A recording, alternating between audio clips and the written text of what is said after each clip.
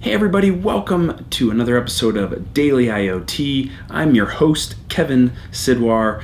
For those joining for the first time, this is a daily show about my journey through the Maker Internet of Things ecosystem, learning and playing with all things Internet of Things, hardware, software, and everything in between.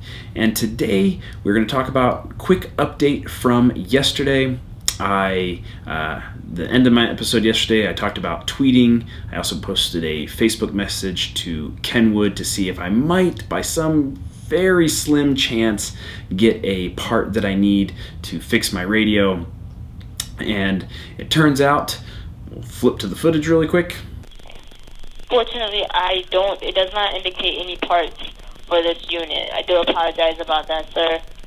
That despite trying to be super helpful, they don't have any way of getting me a part number. So I assembled the whole thing back together today, stuck it back in my car, and seems to be working pretty well. I wasn't having down or up volume issues, and so we're going to call it a success. I didn't replace anything in it, but I do think I unstuck the volume up button, and everything seems to be working fine, back together in my car and working. So thumbs up on that. And today I want to talk just briefly about breadboards. I was working on my particle photon course this morning. For those that have been watching, I spend a couple of hours every morning working on that book that I'm writing around getting started with particle photon and using it in the ecosystem. And this morning I was brushing up, creating some images for the chapter on breadboard prototyping, and remembered that in my years of doing electronics, I have run across people who are just getting started or who are new, who are into programming but have never done hardware and things like that, that something as simple as a breadboard that I take for granted that I learned, like my first semester in college, they see it and they're like, I have no idea how that works. I know people build circuits on them, but I don't have any idea how to use one. I don't know what all the holes mean or anything like that. And so I thought I would just take a moment for those that might not know, explain the very basic workings of a breadboard. Okay, so the first thing that you need to know when dealing with breadboards is that all of these holes have a technical term. You can call them holes if you want to, but if you want to sound smart around your friends, you will call them by their proper name, which is terminals. And terminals run in the middle vertically. They're electrically connected, and across the top. The ones across the top and bottom are called bus strips. The ones in the middle that run vertically are called terminal strips. So you have bus strips and terminal strips. And everything that's in a strip is electrically connected together. So in this case right here, these terminals that run vertically are all connected together, and they're in nice little columns. The columns do not connect to each other. Just the terminals in a single column are connected together.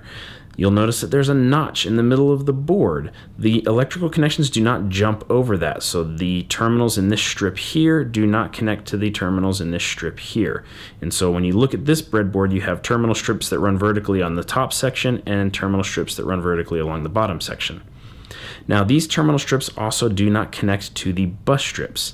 The bus strips run horizontally. So this terminal right here at the very bottom is electrically connected to this terminal all the way at the bottom on this opposite end. Remember, they run horizontally, top and bottom. Now on this breadboard, they are labeled plus and minus. That's just more for convention for you when you wire your things up. If you wire it that way, it's just an easy way to remember. It helps you. It doesn't mean that it has to be negative and has to be positive. There is no polarity associated with breadboards. And another thing to note is that the bus strip, this bus strip up here, is not electrically connected to this bus strip down here. So that is the very brief introduction to how breadboards work. Really, all you need to remember, bus strips connect horizontally, top and bottom. Terminal strips connect vertically when looked at in this orientation, and the connections never bridge across this notch. And so remember, these terminal strips are not connected to these terminal strips. And so hopefully that made sense. And if you have any questions at all whatsoever about breadboards or how they work, I'd be more than happy to answer them. Just stick them in the comments section below, and I'd be happy to help you out. That is where we're going to end it for today. Tomorrow, we're back on the scooter project. We took a break working on the car and ran out of time today, so we did a little breadboard brush up. But I am going to have the LED strip down here on the bench and we're going to prototype it. So before I connect it up to the scooter, we're going to work on it here, hook it up to an Electron, get some of the firmware writing, so I'll show some of that. I'll show how we're going to hook it up and power it and things to test it, to start getting LEDs on the scooter. Fingers crossed, end of the week we will have LEDs on our scooter, and that should wrap up the project for the scooter for now. I'd like to move on to some other exciting things to try so I can learn. But that's it.